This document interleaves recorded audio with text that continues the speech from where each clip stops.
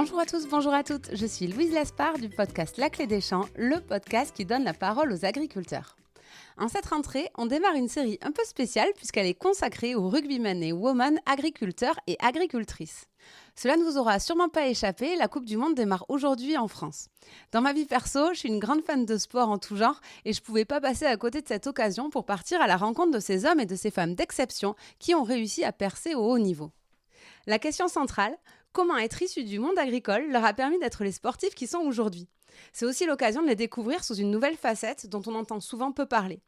Ces interviews s'étaleront tout au long de la Coupe du Monde.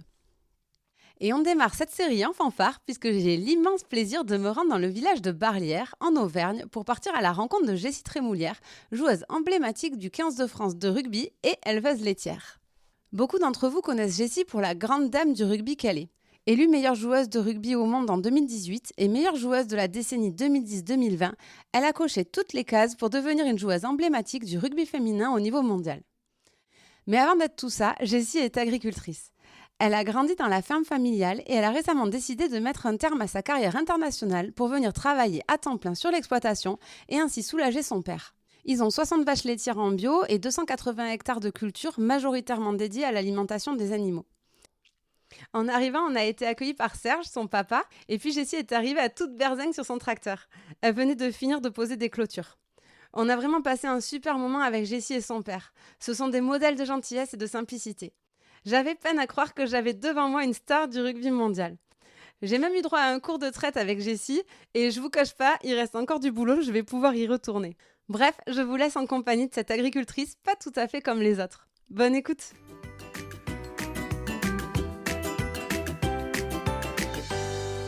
Bonjour Jessie. Bonjour. Merci beaucoup de m'accueillir sur ton exploitation. C'est avec grand plaisir. Pour commencer, est-ce que tu pourrais te présenter et nous expliquer où c'est qu'on se trouve actuellement? Alors bonjour, je m'appelle Jessie Trémoulière, j'ai 31 ans. Je suis future agricultrice, pour le moment je suis salariée, je ne suis pas encore installée. Et on se trouve dans un petit hameau au fin fond de l'Auvergne, en Haute-Loire, du côté de... Le hameau s'appelle Barlières. Et on est à 10 minutes de Brioude, on est à 60 km au sud de Clermont-Ferrand, voilà où on se trouve actuellement en Auvergne, dans la Haute-Loire. Et là, dans la cuisine, ta cuisine de la maison. Dans la cuisine de la maison familiale où mon papa et mon frère vivent, et pas très loin de l'exploitation qui est juste à côté de 60 vaches laitières. On a au total 200 animaux entre les veaux, l'atelier viande bovine, les génisses et les vaches laitières. Donc au total, ça fait 200.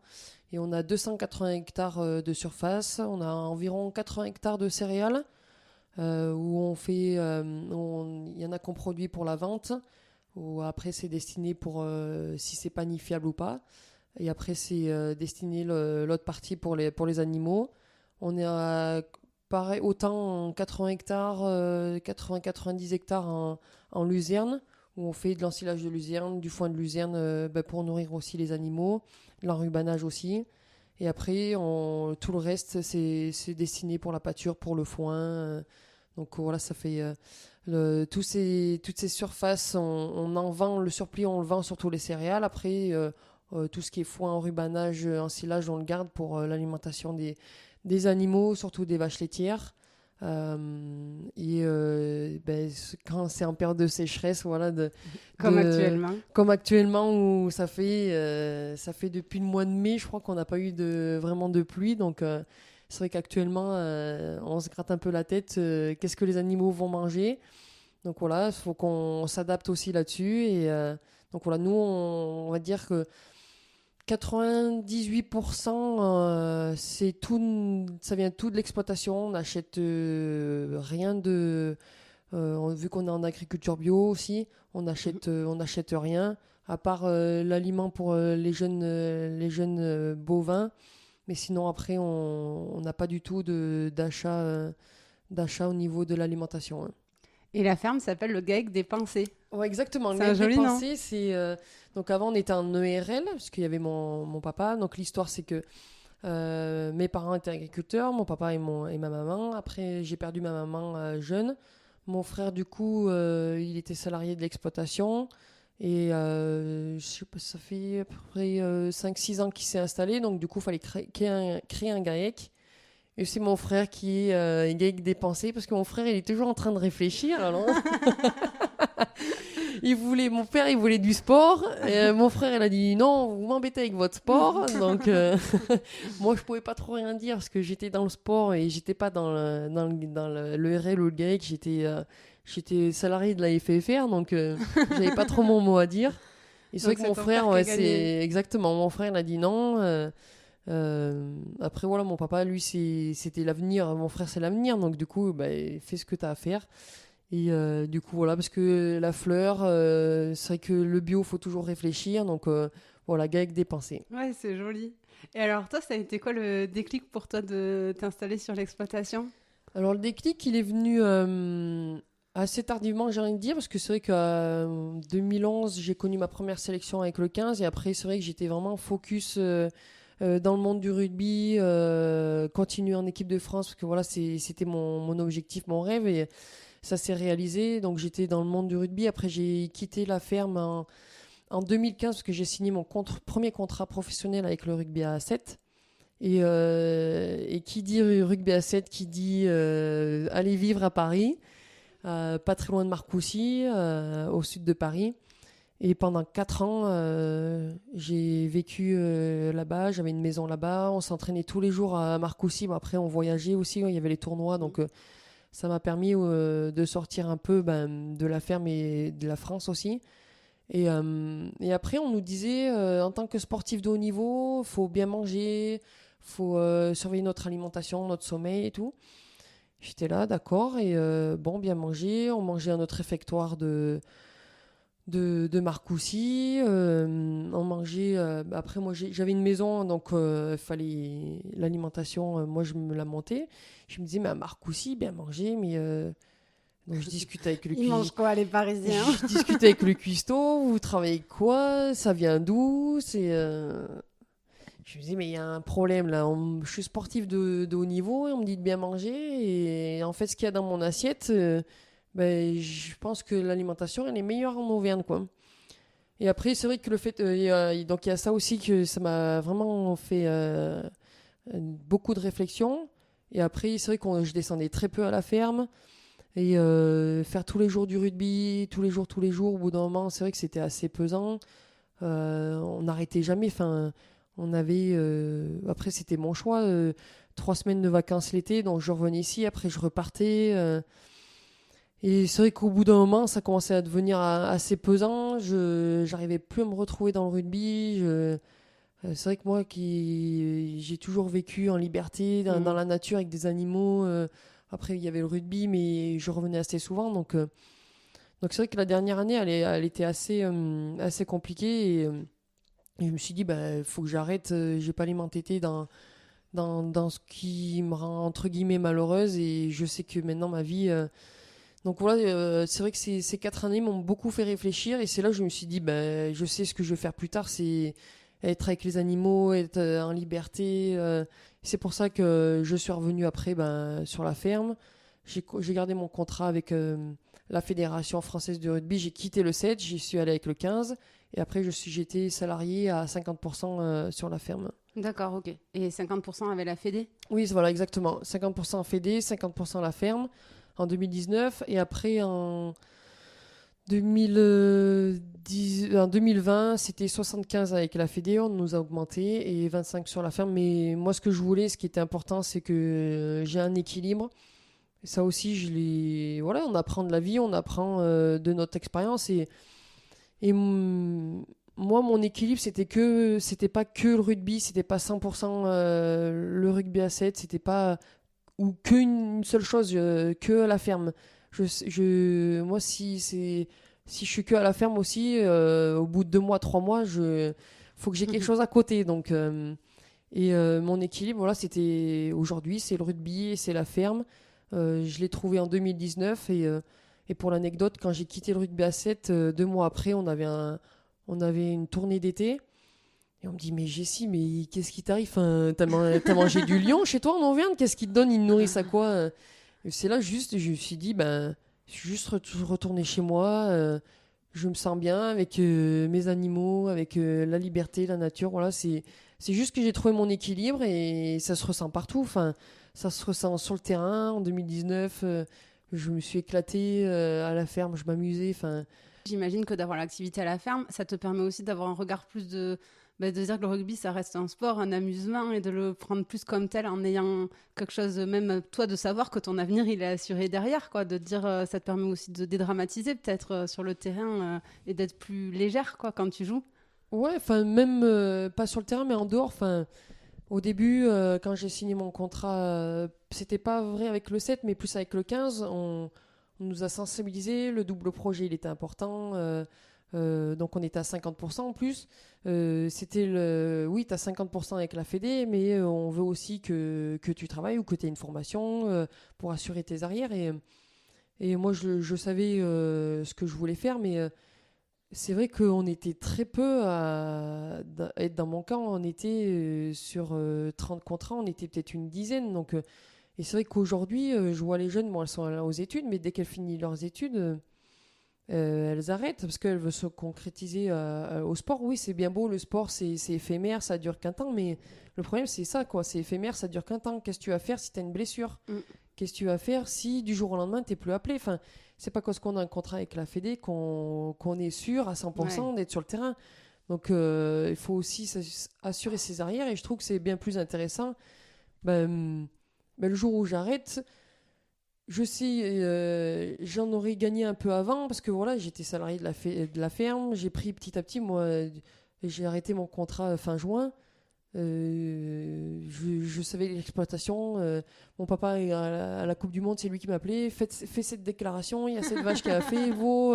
Donc, hop, voilà. Donc, du coup, petit à petit, j'ai pris Tout la s'est main. fait naturellement. Oui, oui, voilà, c'est ça. Mon père, c'est pas qu'il m'a laissé faire, mais il m'a un peu aiguillé avec mon frère. Voilà. Enfin, plus mon père, parce que il est sur l'atelier plus partie animaux. Mon frère, il est plus partie culture. Donc, voilà, c'est avec mon papa que j'ai beaucoup travaillé. Et petit à petit, il m'a laissé la main. Et c'est vrai, quand je partais avec le rugby, il fallait qu'on s'appelle. Après, voilà, on s'appelait, mais on parlait boulot. Tiens, faut que tu fasses ça, ça. Et gérer à distance. Donc, Tes coéquipières, elles te charriaient pas des fois quand elles entendaient des conversations téléphoniques? non, au contraire, des fois, je leur mettais, je sais, avec la Coupe du Monde, je dis, bah tiens, il y a une vache qui a vélé, trouvez-leur un prénom. Enfin, voilà, c'est l'année d'été, je leur expliquais et tout. Et trouve-lui un prénom, quoi. Non, et elle s'amusait, c'était bien. Et après, quand j'ai trouvé, elle va bien, Tim Tam et tout, donc c'était amusant. C'est amusant, ça les met un peu aussi, voilà, ça leur fait voir un peu, parce que c'est vrai qu'elles connaissent pas le milieu là, quelques-unes, parce qu'elles sont, il y a des parents ou des grands-parents, mais maintenant c'est éphémère, donc. Et alors, pour en revenir à toi, c'est quoi ta formation? Est-ce que tu as fait une formation agricole avant de t'installer sur l'exploitation? Comment ça s'est passé? Ah oui, complètement. Ouais. Après que j'ai passé mon brevet, pas très loin de la maison, du côté de Brioude, on a un lycée agricole. Et après mon brevet, je suis parti en bac pro au lycée agricole sur 4 ans. Donc j'ai fait un BEPA et après un bac pro. Et que j'ai obtenu mes deux diplômes. Parce que maintenant, après, il n'y a plus de BEPA, c'est un bac pro sur 3 ans. Et après, j'ai voulu faire un BTS, mais j'étais pas trop bonne étudiante. Donc, j'ai arrêté le BTS et j'ai travaillé sur la ferme. Et l'année d'après, c'est là où je savais pas trop où aller. C'était les années où l'agriculture, gros questionnement, surtout en lait. Je me suis dit, bon, d'accord, tu vas aller là-dedans, mais prudence. Donc après, l'année qui a suivi, j'ai fait un BP paysagiste sur un an, où j'ai travaillé en alternance dans une entreprise. Et à la fin de mon brevet que j'ai obtenu, j'ai travaillé dans l'entreprise où j'ai fait mon alternance. Et après, j'étais en CDD, après il m'a pas renouvelé mon contrat. Et après, c'est là où j'ai eu mon contrat à 7. D'accord, ok. Mais au début, le projet initial, c'était de s'installer Oui, sur la ferme après, dès le ouais. démarrage, en fait. Il n'y aurait pas eu le rugby, tu serais peut-être... On va dire que j'ai peut-être inconsciemment suivi. J'ai deux grands frères, je suis la dernière, et mes deux grands frères, ils ont fait le même cursus, donc peut-être je me suis dit, je fais comme les frères. Après, ça me plaisait aussi, donc mais j'étais pas à 100% sûr de faire ça. Je voulais le faire parce que j'étais ça me passionnait, mais c'était pas comme aujourd'hui, quoi. Mm. Pas passionné comme aujourd'hui. Ouais. Et du coup, là, après, tu as été salarié sur l'exploitation, tu nous as dit comment tu faisais pour jongler entre le. Parce que bon, tu nous parles de déjà le rugby à 7, voilà, mais après, quand tu as été en club, plus l'équipe de France, plus l'exploitation, ton frère et ton père, ils te voyaient quand même dans les tables ou... Ça se passait comment ? C'était une organisation où, pas millimétrée, mais c'était calé. Ils avaient le planning affiché à la laiterie. Tel jour le matin, je venais ici, je quittais la ferme vers les 10h, 11h, j'allais à la muscu, 11h midi, au midi et demi, j'allais manger, je revenais. Il y a des après-midi où il fallait que j'aille courir, après où j'avais entraînement. Donc quand j'allais courir, j'avais entraînement, je partais plus tôt de la maison. J'arrivais 1 heure avant à l'entraînement et je faisais ma séance avant l'entraînement et après je m'entraînais. Donc les journées, il fallait qu'elles soient bien organisées avec le boulot à la ferme, dire là je peux pas trop le faire parce que faut que je parte plus tôt, j'ai que 2 heures ou 3 heures sur l'après-midi, comme changer des génisses, faire des clôtures ou voilà qui prennent plus de temps, on s'arrangeait que ça tombe sur un jour qu'on ait plus de temps, qu'on soit pas dans le speed ou des choses comme ça, quoi. Parce que ton club, il est loin ? Il a 40 minutes. Ouais, 40 minutes, ouais. Il est à Clermont-Ferrand, donc on est à 60 km de Clermont-Ferrand. Après, ça va qu'il y a l'autoroute à 10 minutes de la maison, même pas, et que c'est tout l'autoroute tout long et que c'est assez rapide, on va dire, pour aller à l'entraînement. Ouais. Ouais. Donc c'est vrai que ça demande une organisation à 6 heures grand max, il faut que je parte. Je partais, là, il faut que je parte, mais la semaine prochaine, ça va reprendre. Mais à 5h30, quand j'avais une séance, à 5h30, il fallait que je parte d'ici. Ça me faisait arriver à 6h, 6h15, ça dépendait. Et après, ça, l'entraînement attaquait à 7h. Et après, ça faisait des journées vraiment condensées, quoi. Mmh. Et au niveau de... Il n'y a pas des fois où tu as été fatigué, même pour les risques de blessures et tout, c'était pas tu l'as jamais ressenti comme ça, de cumuler les deux aussi intensivement ? La seule blessure que j'ai eue pour fatigue, c'était en 2016. En fait, je revenais d'une grosse saison. C'était l'année des JO. J'avais fait les JO. Je suis revenu. Ici, on avait fait les moissons. Il y avait du boulot à la ferme. Et je crois que j'avais 1 semaine et demie de repos. Et après, il fallait partir en stage avec l'équipe de France à 7. Et c'est au bout du premier jour. Enfin, on a fait un jour et le matin, je me blesse. Mais je me blesse, mais sans vitesse. Atelier plaquage, sans vitesse ni rien. La fille me chope aux jambes, fracture du péroné. Et ça, là, je suis persuadée que c'est au niveau de la fatigue. C'est le corps qui a dit stop. Ah oui, non, mais c'est sûr. Enfin, après, moi, c'est vrai que... Et je pense que je me suis pas souvent blessée parce que j'ai entraîné aussi mon corps depuis que je suis petite ou depuis que j'ai toujours fait du sport. Et je faisais du foot, je travaillais à la ferme, je faisais du foot. Enfin, mon corps, je l'ai jamais aménagé. C'est vrai que je le remercie parce que je me dis... Il y a des fois où j'abuse un peu, quoi. Mais c'est vrai que... Et je pense que vu que je l'ai conditionné ou entraîné à faire ça... c'est naturel pour ouais, c'est ça. Moi, je me rendais compte avec le 15. Je me suis jamais... J'ai eu 2 grosses blessures. Là, c'était sur la fatigue, le péroné. Et après, une blessure anecdotique où, en 2019 où je me fracture le bassin. C'est anecdotique. Mais oui, parce que je marque un essai, il y a une fille qui me plonge dessus. Et pile au moment où je tombe au sol, la fille, en fait, ça fait compression entre mon genou qui percute le sol et la fille qui vient sur mon bassin. Et tout comprimé et fracture du bassin. Et là, oui, c'est anecdotique, mais après, sinon, j'ai jamais eu de blessures graves. J'ai pas eu de croisés, j'ai eu des entorses, mais... Parce que je pense que mon corps, je l'ai tellement conditionné toujours plus que voilà, il a été habitué à ces efforts-là. Ouais. Et ton double projet, là, rugby et agriculture, ça veut dire que c'était quand même un double projet familial presque. Il fallait que ton frère et ton père ils soient d'accord, non ?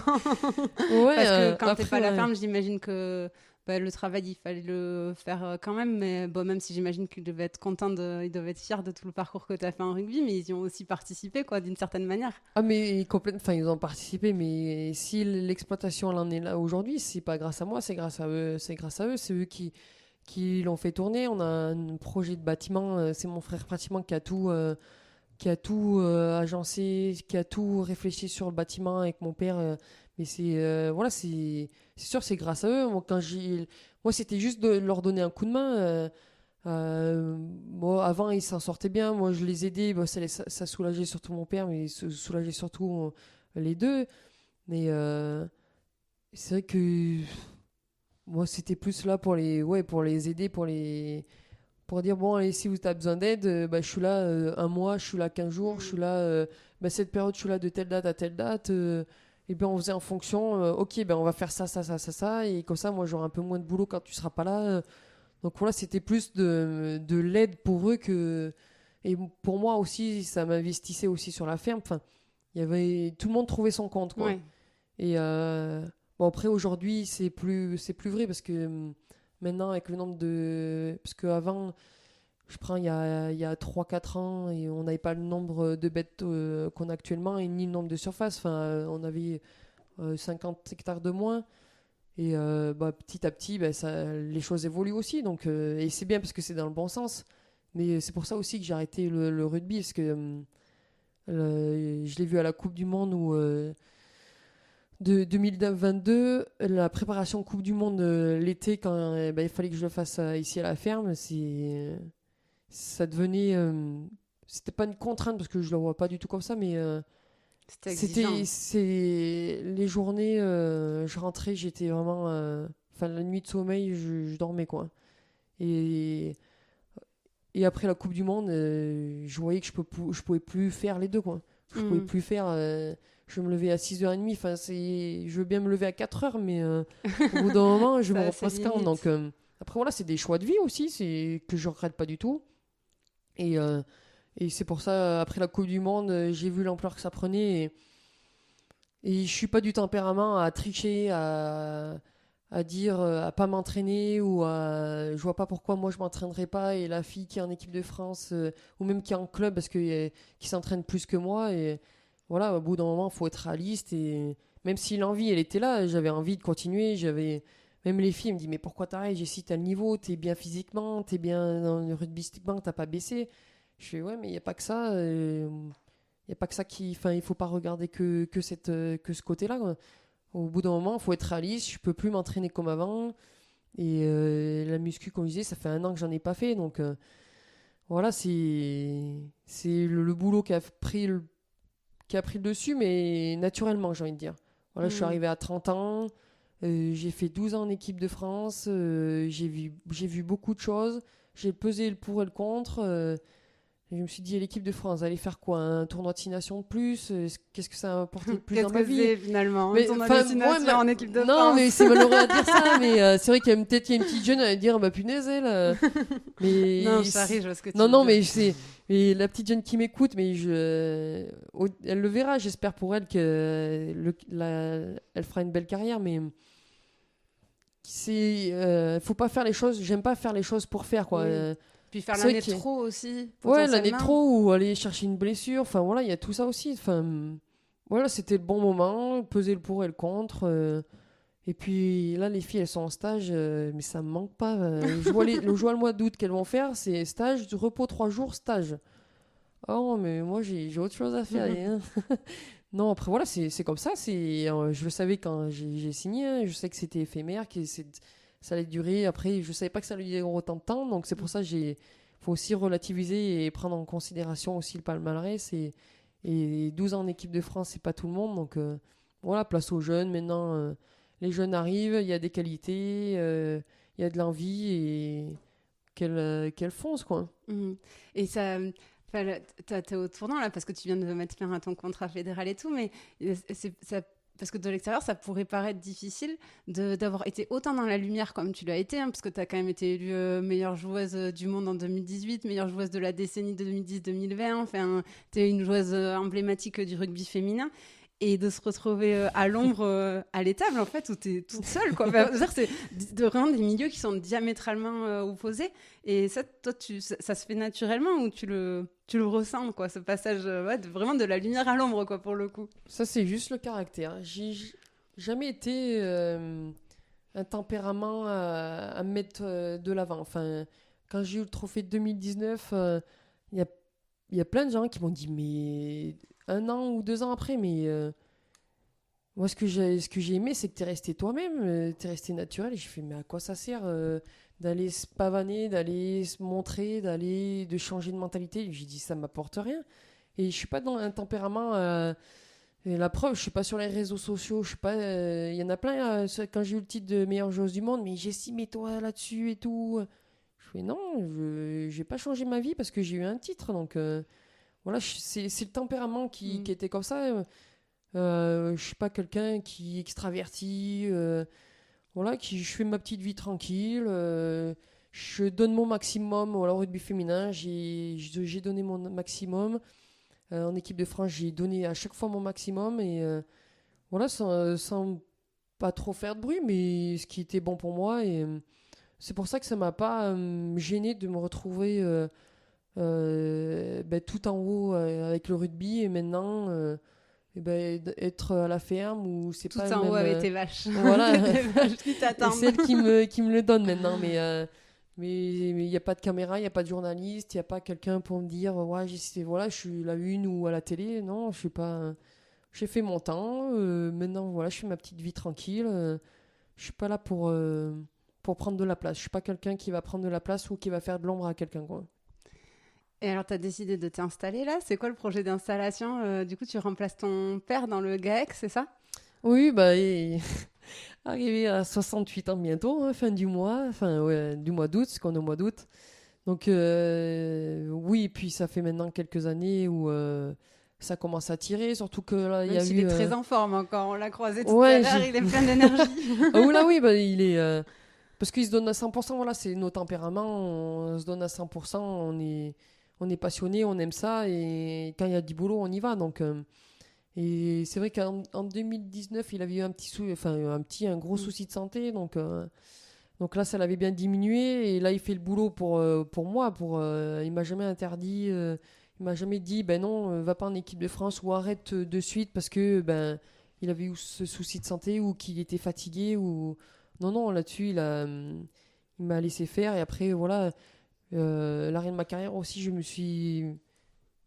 j'ai regardé aussi mes alentours à la ferme et dire bon, t'as déjà perdu une maman, tu vas pas aller perdre le papa.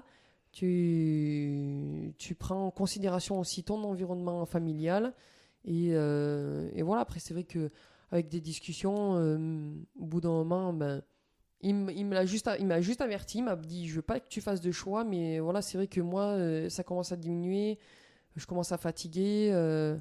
Mais je veux pas que ça te mette sur une décision d'arrêter ta carrière, quoi. Il m'a juste dit comme ça. Et après, voilà, le peser le pour et contre. Et après, donc, le projet d'installation. Donc, c'est que mon papa soit à la retraite et que moi, je m'installe à sa place et que je m'installe avec mon frère tous les deux. Ouais. Ok. Et l'exploitation, vous allez en faire quoi? Vous allez y amener des évolutions? Vous voyez le truc comment? Déjà, elle a beaucoup évolué avec mon frère, parce que mon frère, quand s'est installé, il fallait que le bâtiment soit aux normes, parce que le bâtiment qui est actuellement, il date de 50 ans. C'est mon père qui l'a construit, c'est mon père qui l'a monté, donc c'est vrai qu'avec les normes d'aujourd'hui, il fallait faire un nouveau bâtiment. Donc mon frère s'est installé, il a apporté une plus-value sur l'exploitation et un nouveau projet aussi de bâtiments ou sur tout ce qui est aux normes, tout ce qui est aussi commodité du travail. Enfin, ça n'aura rien à voir. Parce qu'ici, on fait tout à la main, on est en logette, on fait les logettes à la main, on paille à la main, on cure tous les jours à la main. C'est à la dure.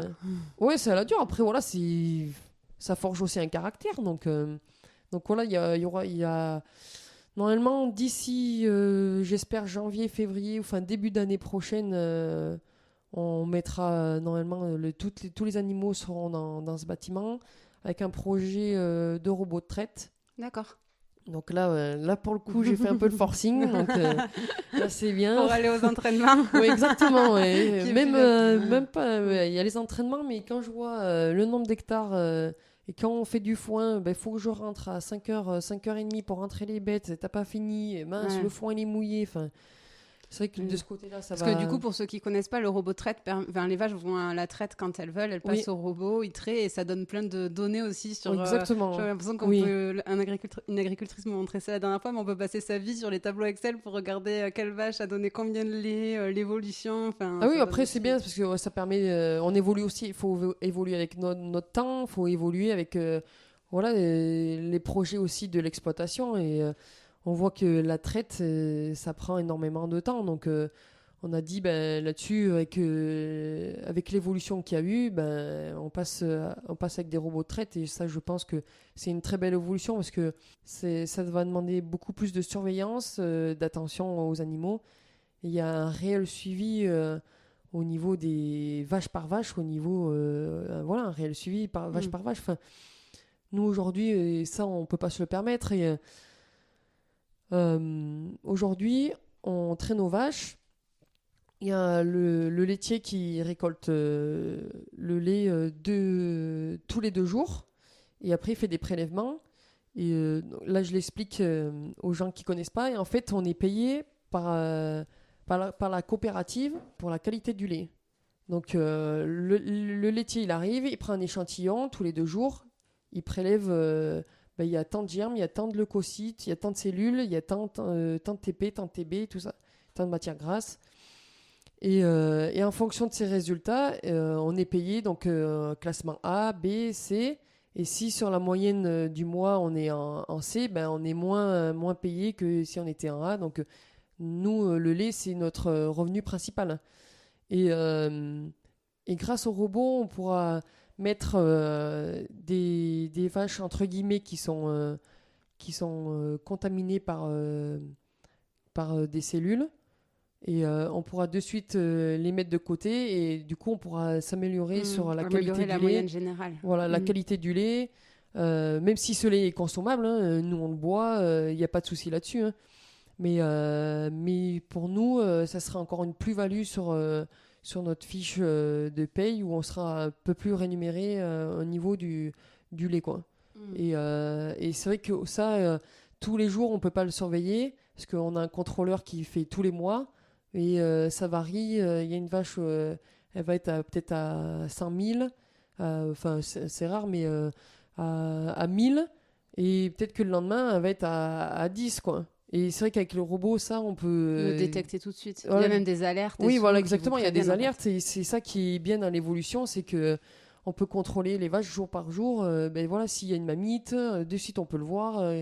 Tiens, celle-ci, elle n'est pas venue. Qu'est-ce qu'elle a elle boite. C'est vrai que cette technologie, elle va vraiment nous avancer. Hein. Et par contre, c'est un investissement. Par contre, c'est un investissement, oui, exactement. C'est un peu ce qui leur avait fait freiner. Enfin, moi, j'étais dans le projet parce que c'est vrai que le bâtiment, ça me concerne aussi. Et c'est ce qui les avait fait freiner parce que c'est un investissement. En plus, on avait investi sur le bâtiment. Encore des frais supplémentaires sur les robots. Donc, au final, on a trouvé des robots d'occasion qui rentraient dans le budget.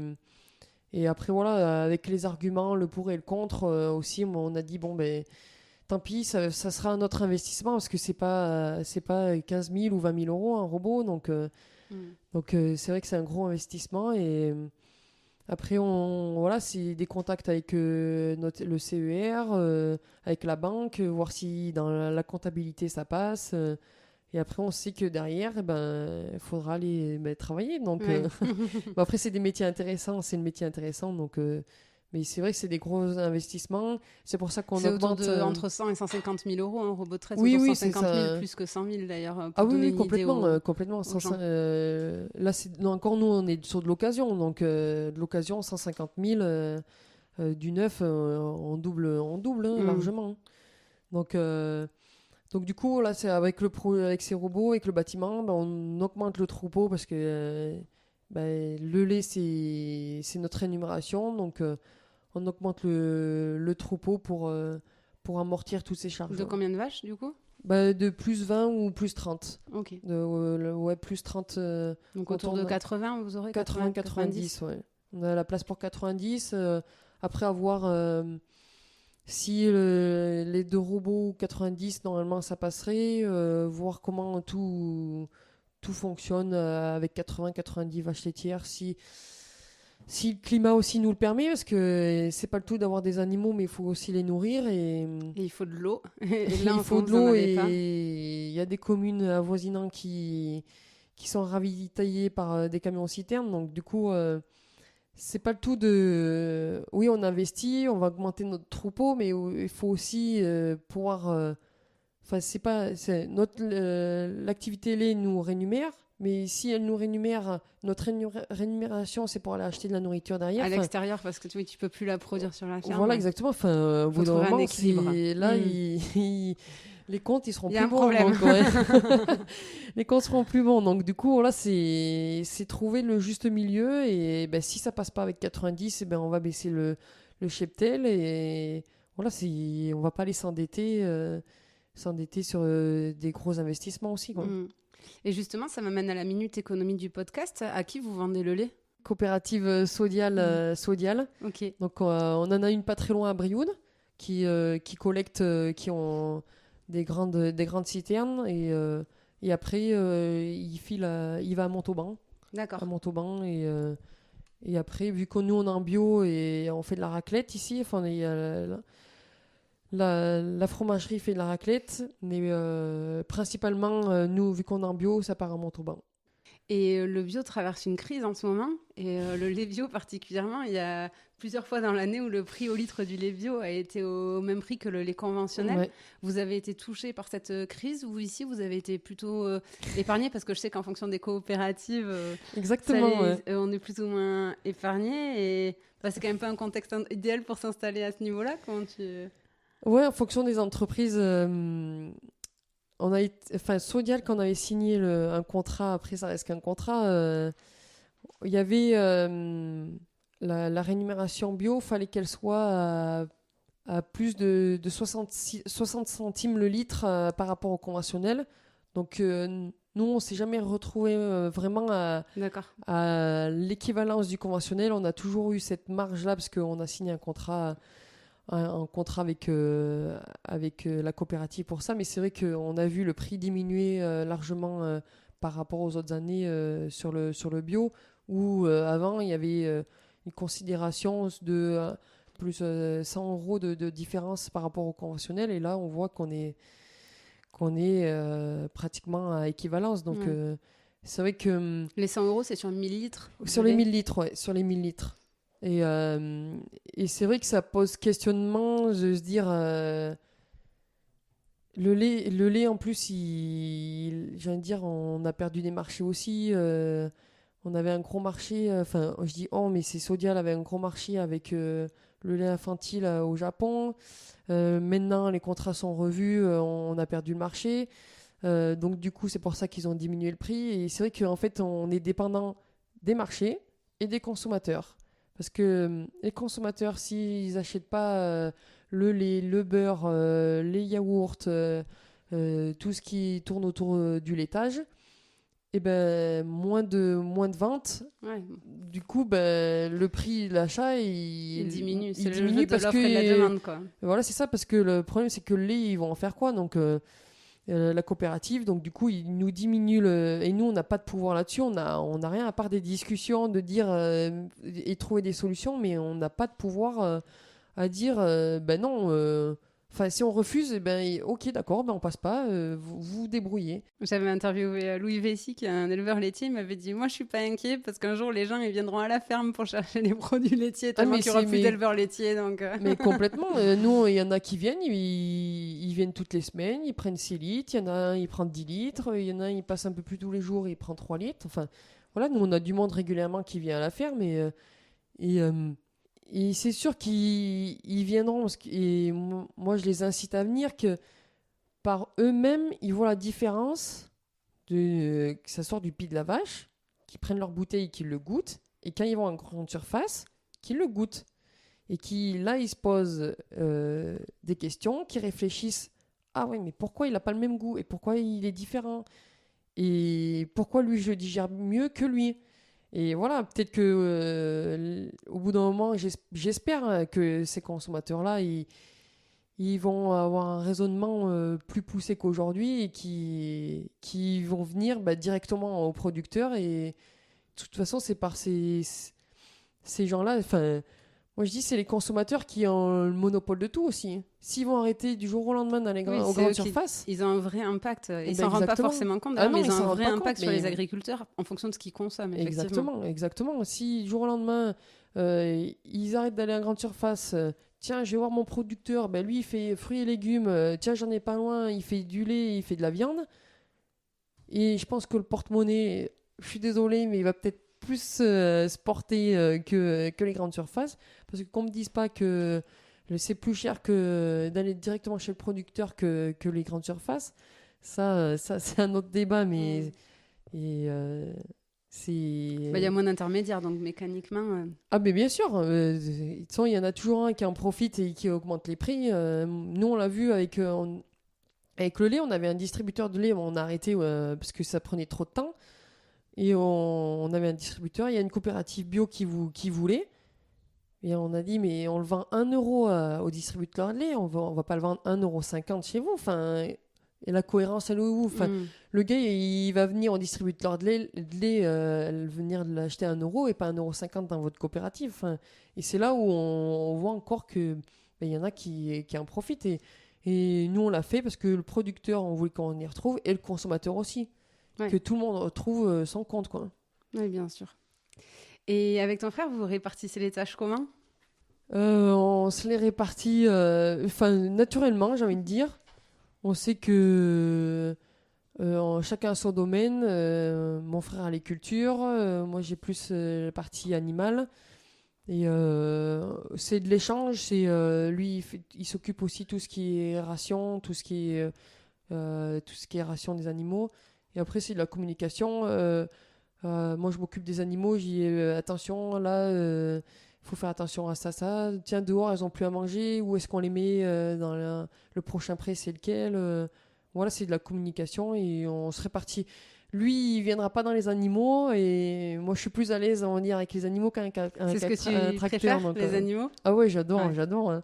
D'ailleurs, quand des fois, il vient m'aider parce que faut qu'on change les bêtes et c'est vrai que toute seule, des fois, j'y arrive, mais si on les change vraiment de loin, je peux pas. Et des fois, je les caresse, elles viennent vers moi, je les caresse. Et des fois, ils crient, ouais, on n'a pas le temps de caresser les animaux.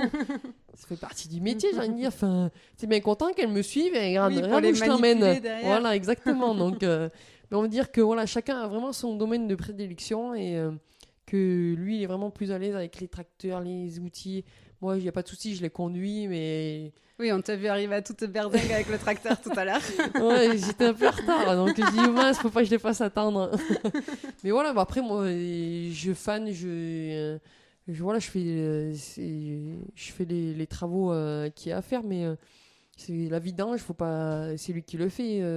Donc voilà, chacun a son domaine et c'est plutôt bien réparti. On se plaît dans les domaines. Voilà, mon frère, quand il a besoin d'un coup de main, il vient m'aider à rentrer les boîtes d'enrubanage ou la paille ou le foin ou voilà, quand il y a les gros travaux, je le fais et j'aime ça, quoi.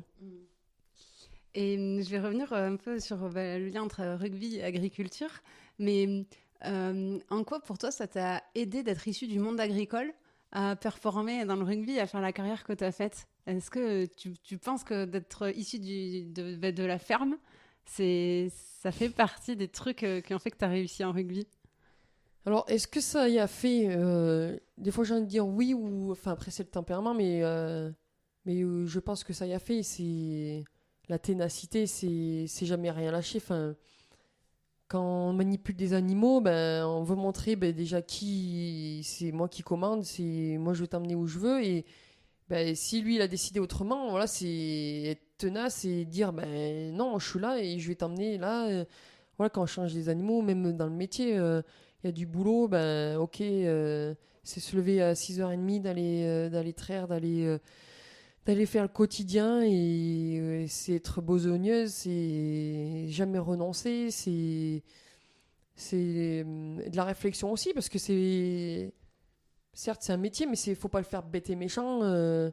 Faut aussi comprendre pourquoi là ça n'a pas marché, pourquoi cette vache est malade, pourquoi cette culture Il n'y a rien qui a poussé et qu'est-ce qui s'est passé. Donc, il y a beaucoup de valeurs communes et c'est vrai que le métier agricole, je pense que sur ces 3-4 domaines m'ont vraiment apporté au sein du rugby. Enfin, moi, je prends une anecdote récemment.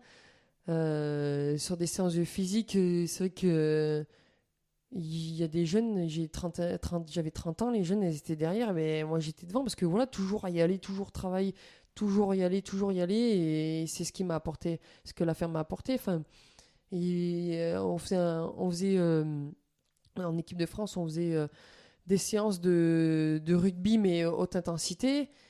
Et j'ai dit à une fille, j'ai dit, mais qu'est-ce que tu fais là? Il faut que avance. Ah, mais je peux plus, je suis fatiguée. Donc, Ça, à la ferme, ça n'existe pas. exactement. Donc, et c'est vrai que c'est vrai qu'à la ferme, ça n'existe pas. Et c'est ce qui a forgé mon caractère de. Je le vois à la ferme, je suis fatiguée. Ben oui, fatiguée, mais le boulot, il se fait comment? Si je me lève pas le matin pour les traire, c'est qui va le faire? Et à l'inverse, est-ce que tu penses que, enfin, comment le fait que tu aies eu la carrière que tu as eue en rugby va t'aider là dans ton métier d'agricultrice installée à plein temps et tout? Est-ce que tu penses que ça peut aussi t'apporter quelque chose dans l'autre sens? Ah oui, moi, le rugby, il m'a apporté aussi, hein. Quand je faisais pas de rugby, moi, je faisais un peu de foot, mais bon, c'était local, c'était de l'amateurisme, c'était pas du tout le monde pro. Moi, je me rappelle mes débuts à Romagna. Ils ont dû dire, c'est qui cette sauvage? J'ai bien doute, hein. Non, mais c'est. Le rugby il m'a vachement canalisé. C'est vrai que j'ai un tempérament, un peu de feu, de tempête, voilà, un peu tout. Et j'étais associable. J'étais à l'école, j'arrivais ici, je voyais mon père, mon frère, on faisait chacun notre boulot. C'est vrai que je parlais très peu, tout le monde disait maintenant c'est l'inverse, quand tu dis les gens ils parlent pas, et ben tu vois ce que ça fait.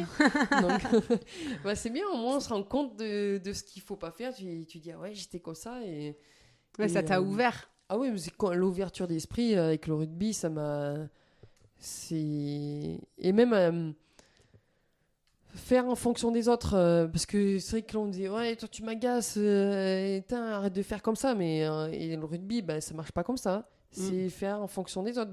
Lui il a son tempérament, il a son caractère, bon peut-être que moi j'ai mon tempérament, mon caractère, mais il faut peut-être en mettre de côté aussi parce que t'es pas toute seule, t'es avec des entraîneurs, voilà, t'as un staff, t'as des joueuses et faut que tout le monde marche dans le même sens avec des caractères différents, avec des mentalités différentes, mais on a tous un but commun. Donc, comment fonctionner pour aller tous dans le même sens? Donc, c'est en laisser, mais c'est aussi à l'autre aussi d'accepter, désolé, là, je fais l'effort mais ça, j'ai un peu de mal à m'améliorer. Donc, voilà, c'est de travailler avec les caractères de chacun et chacune et de les accepter aussi, quoi. Tu dis le rugby il m'a ouvert, mais c'est vrai qu'il t'a donné des opportunités de fou, t'as beaucoup voyagé, etc. Enfin, il t'a donné, tu les as gagnées évidemment. Mais est-ce qu'il t'a pas à tel point ouvert l'œil sur l'extérieur que t'as jamais eu envie de faire autre chose que la ferme? C'est vrai que j'aurais pu, j'ai les opportunités, hein, mais j'aime trop la liberté, j'aime trop la nature avec les animaux. Voilà, c'est mon domaine, je suis passionnée par ça. Comme je dis, moi le matin, je me lève à 6h30, je rentre, des fois il est 8h, 21h, 20h, 21h, mais ouais, j'ai fait des grosses journées, des fois de 12h et je le vois pas passer. Enfin, c'est que je suis, voilà, la passion elle prime et je sais que je suis pas faite à aller travailler dans des bureaux ou autre chose où j'aime bien tout ce qui est voilà, tout ce contact avec les animaux, être en liberté dans la nature. Voilà, j'aime cet environnement et j'ai eu des opportunités ailleurs, mais voilà, je suis juste passionnée par ce que je fais, quoi. T'as envie de jouer un rôle d'ambassadrice un peu du monde agricole? Parce que c'est un manque de personnalité. Ouais, Même on le sait qu'il y a des crises de vocation sur le monde agricole. Donc que des jeunes voient que des sportifs qui sont des gens cool, je mets des guillemets, mais tu vois, qui sont perçus comme tels, soient agriculteurs, c'est aussi une image hyper positive pour la profession. Ah mais c'est sûr, enfin, moi je vois, j'ai eu que des appels ou que des ondes positives sur t'es sportive, t'es agricultrice, ça va être trop bien, mais c'est un beau métier. Enfin, Mais j'ai envie de leur montrer, c'est pas tout le dire, ouais, trop Ouais, bien. de montrer la vraie vie. Ouais, c'est ça. de Tout le monde dit, ouais, mais t'es trop bien l'agricultrice et tout. Oui, c'est bien. Viens voir la traite à 6h30. Alors, voilà, exactement. Alors, viens voir. Voilà, c'est après. Moi, ouais, c'est juste leur montrer. C'est pas leur montrer. Je veux pas leur montrer, mais qu'on travaille dur ou que, ouais, il faut se lever à telle heure. Je veux pas montrer ce côté-là. C'est juste, regarde, travailler avec les animaux, regarde ta nature, regarde le paysage. Enfin, moi, j'adore. Tous les jours, je suis contente de voir mon Puy-de-Dôme. Moi, je le vois pas tous les jours parce qu'il est un peu loin, mais je vois mon Puy-de-Dôme. Voilà, je vois le paysage, la nature. C'est assez vallonné ici.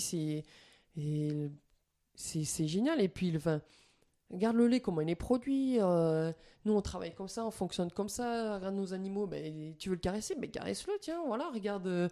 Moi, je le promène où je veux, je l'emmène où je veux. Enfin, c'est pas tous, parce que c'est comme les êtres humains. Tout le monde a son tempérament et tout le monde ne veut pas se laisser caresser. Et encore, et c'est ce qui fait partie aussi de la vie. Donc, mais c'est de leur montrer vraiment notre métier, ce qui est beau dans notre métier, quoi. C'est, regarde la nature, la liberté et ce que tu manges, regarde comment c'est produit. Ouais. Voilà, ça fonctionne comme ça.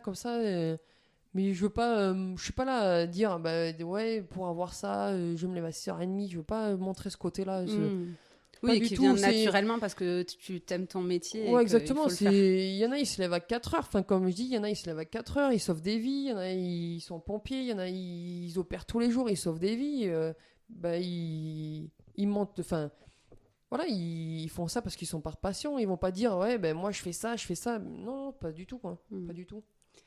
Et j'arrive à la question de l'auditeur, donc que tu n'as pas vue parce que tu n'es pas sur les réseaux sociaux. Je demande aux gens à chaque fois qu'est-ce que vous voulez demander.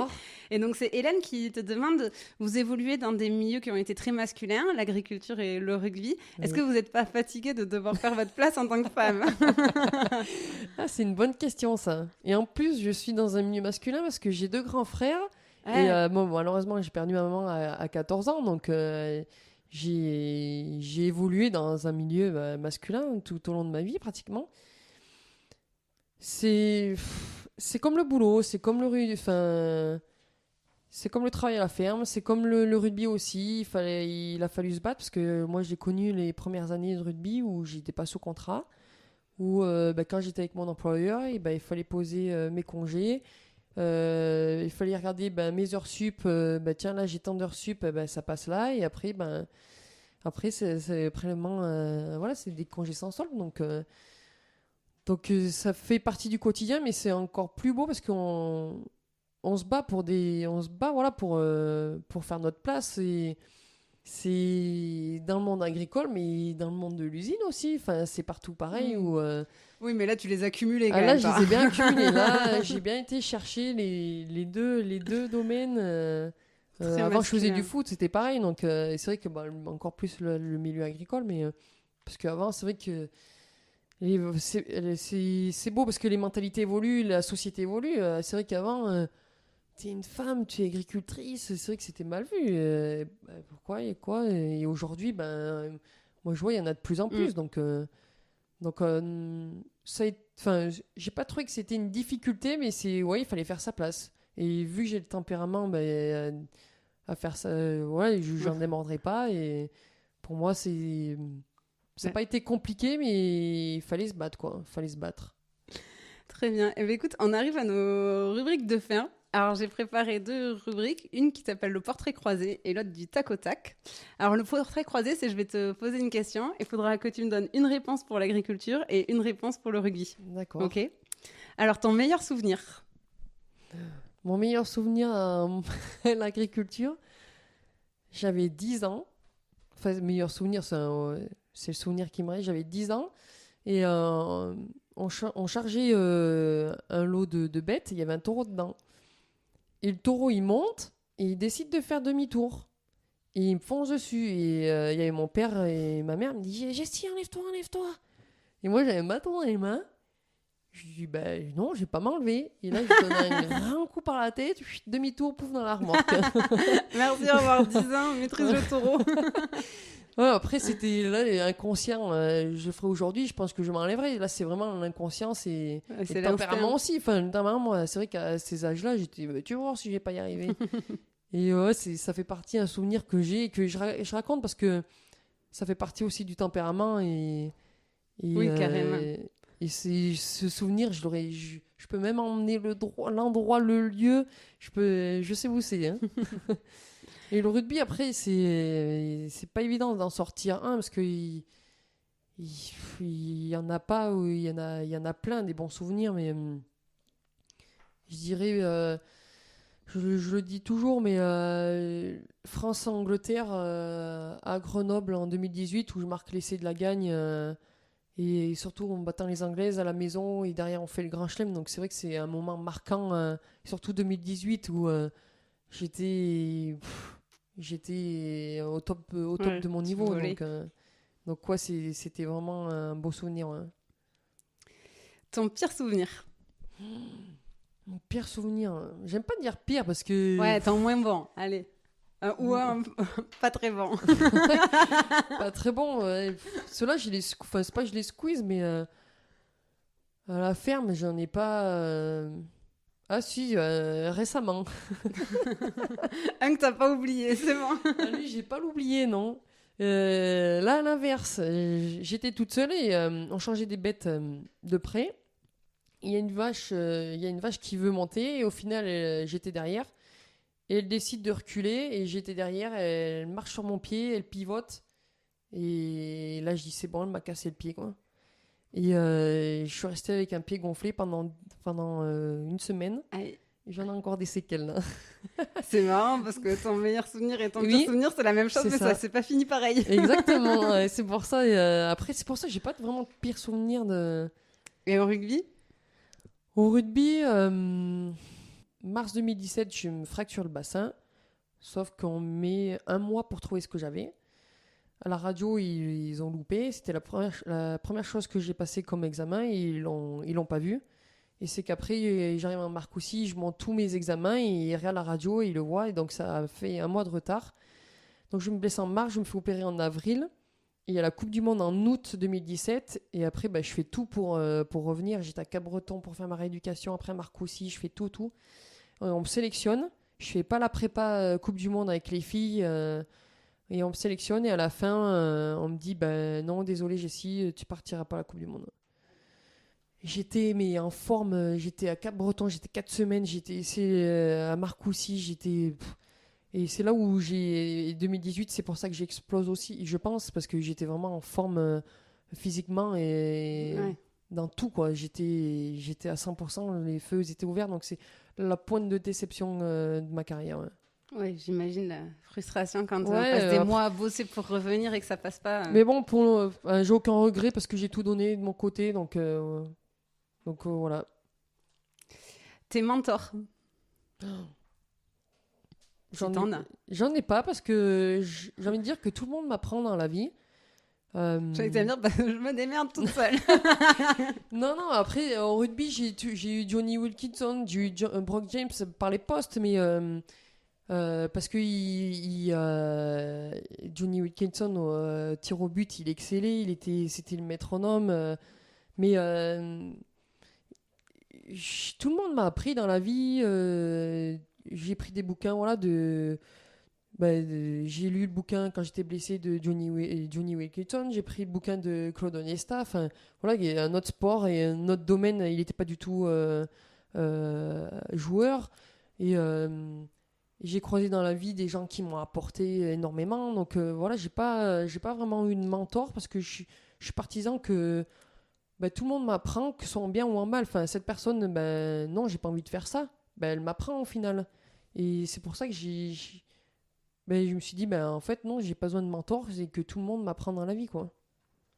Très bien. Est-ce que tu préfères dans ton quotidien? À la ferme, être avec les animaux. Ouais. Ah, quand je rentre dans un lot, qu'il y a une bête, je sais que je la caresse, j'y vais et après, je vais faire le boulot. Donc, ouais, c'est ce que j'adore, être avec les animaux, quoi. Je leur donne à manger, je les caresse. Et au rugby, j'aimais bien me surpasser, me dépasser. Toi, sur des séances de physique qui étaient dures, eh ben, tu lâches rien, non? Tu vas te dépasser. Et ouais, j'étais un peu sado, quoi. Ce que j'allais dire, t'as un côté un peu maso quand même, quoi. Un côté un peu, Moi, ce que j'aime voilà. bien, c'est les séances de prépa physique où j'en chie. Ah ouais, j'adore. Maintenant, c'est un peu l'inverse. Maintenant, c'est foutez-moi la paix avec ça, j'ai assez donné. Très bien, et je vais passer à la dernière rubrique maintenant du tac au tac. Donc je vais te donner 2 options, il faut que tu en choisisses une. Alors, vestiaire ou étable? Vestiaire. Cuir du ballon ou cuir des vaches? Cure des vaches. Odeur du fumier ou odeur de transpi? De transpi quand même. Lait ou boisson protéinée? Les Tirer au but ou tirer le lait? tirs au but. Et circuit court ou circuit training? Circuit court. Très bien, ben merci beaucoup pour tes réponses. Bon, et la suite, ça s'inscrira 100% agriculture ou il restera quand même une petite place pour le rugby? Non, Tu je vois veux le qu'il me truc reste comment? une place pour le rugby. Là, tant que je fasse le parcours d'installation, qu'il y a le bâtiment, qu'on s'organise autour de tout ça. Et j'aimerais bien passer les diplômes d'entraîneur parce que Ah, top. je me dis que ce que j'ai appris, j'aime bien transmettre et je veux pas que ça s'arrête à moi personnellement. Et voilà, il y en a qui attendent que ça dans les écoles de rugby ou même dans le club. Donc voilà, mais j'attends vraiment qu'on s'organise autour de la ferme. Après, je continue avec le club. J'ai pris ma licence avec le club. Mais pour moi, il faut que j'ai autre chose à côté de la ferme parce que je vois ce que ça peut apporter, que ce soit un sport ou autre chose. Mais il faut que j'ai une autre activité autre que la ferme pour sortir de ce milieu-là. Ouais. Très bien. Bon, mais je pense qu'il y en a qui seront contents de savoir qu'ils te recroiseront au bord des terrains. Et pour terminer, est-ce qu'il y a un endroit où on peut suivre quand même ton actu ou l'actu de la ferme? Je crois que c'est sur Twitter quand même.